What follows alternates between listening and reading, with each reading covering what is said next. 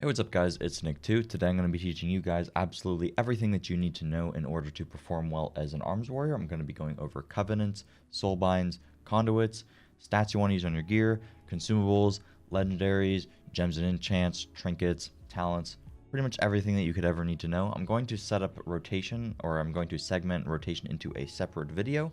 So if you're interested in just a rotation, I would wait for that video. But by the time you're probably watching this, that video is most likely already out. The reason I separate these two is that I just don't want one massive 40-minute long video. I'd rather just have them separated. So yeah. If you're interested in which spec is better, Arms versus Fury, I have a dedicated video to the topic. So if you're interested in that, please make sure to check that out. Otherwise, we can just get right into the guide. Real quick, if you like the video and the video helps you out, please make sure to drop a like, as that helps me out a ton. Pretty new to WoW content, so every little bit helps. And if you're interested in supporting me, I offer a coaching service. With this service, I'm able to pretty much help you guys set up your UI, perfect your rotation, help you with gearing, literally anything that you could ever want help with or have questions about, I'm able to help with. So if you're interested in that, please add me on Discord, and I'd be more than happy to help you out. I've had a good amount of people get the coaching, and they've had a really good experience from it, so I hope to help more people in the future, and it helps support me so that I can continue making videos. All right, getting into it, first off, let's start with Covenants. Unfortunately, Arms Warrior is absolutely hard carried by Condemn. Condemn on certain fights, if there's like any sort of multi-cleave, or multi-target cleave rather, Condemn ends up being 40% or more of your overall damage. The case would be the same if you weren't using Condemn. It would still be Execute, would still be the majority of your damage. However, it's not going to be as drastic. Condemn is literally just Execute, but better in every single conceivable way. I'm not going to talk about all of the Covenants because then that would end up making the video pretty long. If you want to play Arms, you definitely want to go Venthyr. Unfortunately, the other ones are just straight up bad as Arms. For Fury, you can kind of get away with being Night Fae or Kyrian, but for Arms, unfortunately, Condemn is just insanely good. But Condemn is also very good in PvP, so you don't need to worry about, being gimped in any form. And Condemn is also what is better for Fury. So overall, if you're planning to play Warrior, I would 100% go Venthyr. In terms of your Soulbinds, you have the option between Nagia, Theotar, and General Draven. Theotar's buff gives you like a shade that gives you mastery. The only problem that I have with this is that if you have to walk out of the shade, let's say that I'm on a boss fight where there's a lot of movement, or I'm in Mythic Plus and I have to move out of stuff, there's a very good chance that I proc the shade, it drops on the ground, and then I immediately have to move out of it, therefore I gain nothing out of it. So generally speaking, people play Nagia. This just gives you a slowly stacking buff that once you get to 40 stacks, it gives you 20% haste for 10 seconds. Haste is generally pretty decent for Arms and for Fury, so you just play Nagia for both pretty much all the time. In terms of your Conduits, you actually have a few options. Generally speaking, Ashen Juggernaut is going to be the most powerful conduit that you can use if you can get decent value out of it. This just makes your Condemn increase the crit chance of itself by 1.8%, depends on the item level of course, stacking up to 8 times. So if you are able to game this buff and constantly refresh the duration of this and get it up to 8 stacks, you can actually get a lot of additional damage as a result of this. So generally speaking, in raid or in single target, you'll see people using this almost all of the time. The other potency conduit that is good in pure single target is Mortal Combo. This just makes Mortal Strike have a small chance to pretty much duplicate itself. However, if you're on a boss such as Shriekwing or Hungering Destroyer, where there is only one boss and you can't possibly hit anything else, I think that Dauntless Duelist would be slightly better than Mortal Combo because you just get a little bit more than the benefit from Mortal Combo. This just gives you 3% additional damage. So basically, if you're on that fight, what you could do is just put Ashen Juggernaut in this one slot, and then you could swap over to Dauntless Duelist if you're on that specific boss. And then if you're not on that boss, you could swap off if there's like a multi-target fight, such as maybe Huntsman or Lady Nerva, you can stay with Mortal Combo so that your Dauntless Duelist doesn't end up getting wasted because you're swapping targets a lot. If there's a lot of AoE, you can play Harrowing Punishment, such as on Denathrius. You could swap out Mortal Combo for Harrowing Punishment, because whenever there's like a lot of echoes or there's the Kabbalist that you can hit, this is just going to increase the damage of your Condemn. And on Denathrius, you're able to Condemn pretty often, so you get almost full value out of this conduit. Even in the last phase, you get more value because you're not pressing Mortal Strike nearly as much. You're pretty much just pressing Condemn, so just getting flat additional damage is going to be more beneficial. If you're in a pure AoE scenario, you're going to be playing Crash the Ramparts. You only pair this with a different talent setup, and I'll talk about talents at the end. But if you're in AoE, you want to be using Crash, and then you want to use Crash, and then the second one can be either Ashen or Harrowing Punishment. I'm not sure what the absolute best one is. It kind of is circumstantial. I think Harrowing might be slightly more consistent. However, Ashen Juggernaut, you get some value on when there's like single target, whereas Harrowing Punishment, you don't get a ton of value when it's just one target that you're benefiting from. But we'll talk about Crash the Ramparts a little bit more when I talk about talents. Now let's move on into stats. So my stats earlier in the patch were a little bit different. My recommendation here is literally just to sim yourself. Generally speaking though, you want haste, and then crit, and then mastery, and then versatility. But you don't want to get too much of this, and this is why that I would say to sim yourself. Earlier in the patch, I was at like 15% haste, and then I simmed my stat weight. The sim recommended that I don't go any more haste and I go like full crit. So for a while I had like way more crit than I had haste. For some reason now, if we look at my stat weights, haste is not significantly higher, but it's a bit higher than my crit is, even when I already have 20% haste. I think the reason for this is it could be because of Mortal Combo, but the Sims also have gone through a little bit of changes, so it could potentially be that. Like I said, I would just recommend simming yourself and seeing what your stats are.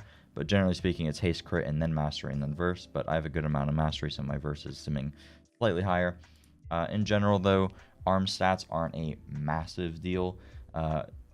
You just want to get whatever is the highest item level. Most stats aren't too big of a difference. Now let's talk about consumables. You pretty much always want to be using a potion of spectral strength. For some reason, the default on Simcraft is Shadowcore oil, whatever the trinket is called, Phantom Fire. Not only is that just a little bit worse than strength in pure single target, but strength in anything where there is multiple targets, it is simply just going to outweigh Phantom Fire, because Phantom Fire isn't going to scale multiple targets. And getting strength overall is just way more consistent and gives you a more bursty damage profile, which is better in almost every scenario. So definitely go for the spectral strength potions. And in that same vein, you want to be going Sharpening Stones. This is just going to increase your attack power. You'd rather have this than the Shadowcore Oil because, again, it sims slightly higher, but also attack power scales in AoE, whereas the Shadowcore Oil Blast does not. Outside of that, you want to get any food that you're going to benefit from the most. So depending upon your stats, it could be haste, mastery, crit, whatever. And of course, you want to be flasking with main stat. In terms of gems, enchants, stuff like that, of course, you just want to gem with whatever stat is simming the highest for you at that time. For your chest, you want to go primary stat plus 30 and anything more than like 2 targets. If it's just one target, you can go Eternal Skirmish. However, not a big difference. And then on your cloak, you can just go whatever you want: 30 stamina, 20 stamina, avoidance, leech, whatever. I just went the flat stamina. Then of course, make sure to get the 15 strength on your gloves. For your weapon enchant, this depends on the content that you're doing.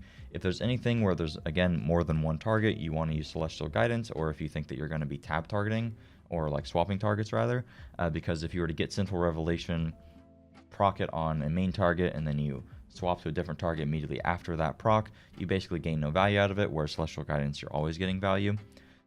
So I would use Sinful Revelation in like pure single target, and then Celestial Guidance in pretty much everything else, but Celestial Guidance is just going to be more well-rounded. In terms of your legendary, unfortunately, Arms only really has one viable option, which is Signet of Tormented Kings. It just makes it to where anytime you use Ravager or Avatar, it's randomly going to cast one or the others. So as you can see here, I'm going to throw down Ravager, and it's going to give me some Avatar here, and then here I'm going to use Avatar, and it gave me Recklessness.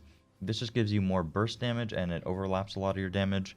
As we know in World of Warcraft, usually it's better to combine your cooldowns with other things, and this is essentially just giving you an overlapping cooldown whenever you use your cooldown, so you just get a lot more damage out of it.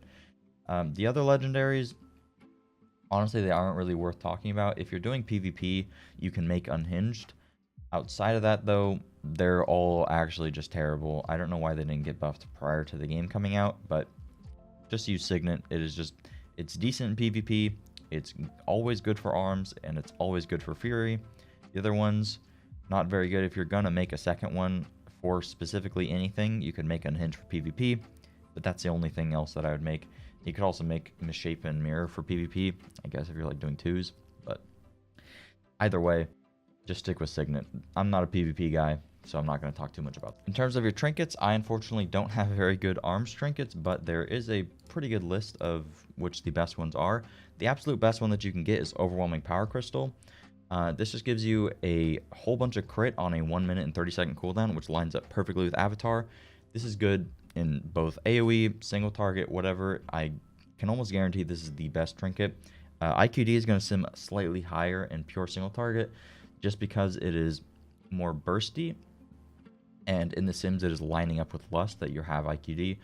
The only problem that I have with IQD is that it has a tendency to be a little bit inconsistent, and Overwhelming Power Crystal overall is just a little bit better in my opinion. However, because I think it's better to just have more consistent damage rather than every 3 minutes you have big damage, and if you end up having to like hold your cooldown for a little bit, stuff like that, it ends up getting a little bit less value, and then it's possible that you get one entire less use out of it over the course of a full fight.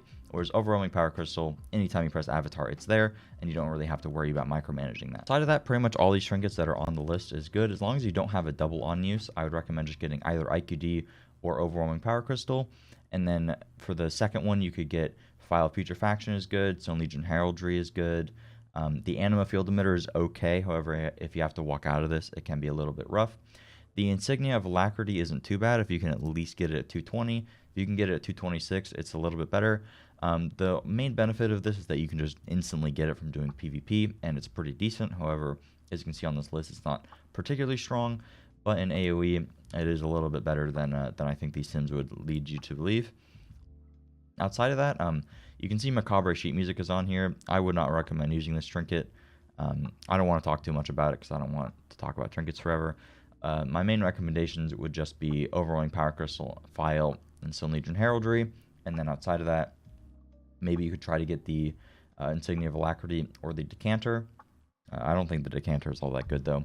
Other on-use trinkets like Dreadfire, Memory of Past Sins, Meat Hook, Skulker's Wing, these are pretty much only super good, not even super good, but only decent on single target, whereas the other ones are always going to scale in multiple target just because of the nature of the trinket. Now let's talk about talents. In the first row, you pretty much always want to go Skull Splitter in almost every scenario. In heavy AoE, if you want to be lazy and you don't want to use Skull Splitter and you want the potential of more burst damage, you can go Sudden Death. It's not a big difference here, but in single target, you definitely want to be going Skull Splitter. Second row, kind of depends on what you're doing. Double Time for Raid, Impending Victory if you need healing and you're taking a lot of damage. Stormbolt for Mythic Plus almost all the time. 30 row, you go Massacre always just because of how powerful Condemn is. You want to be condemning as much as humanly possible, so Massacre is definitely your best bet here. 35 row, Second Wind is decent if you just want some passive healing and if you're like doing Mythic Plus or something where the other ones aren't going to benefit you as much. Bounding Stride is just if you want mobility, and Defensive Stance if you know that there's a certain time where there's a large damage event and you want to help prevent some of that damage, you can use it. Otherwise, you can just go Second Wind. 40 row, you always go Warbreaker no matter what. Early sims had you using Cleave and AoE. This just ended up not being feasible with the way that you end up playing with Avatar and stuff like that, and this would only be good in AoE, whereas Warbreaker, like heavy AoE, like consistent heavy AoE, is the only time you would ever use this, and even then Warbreaker is still better.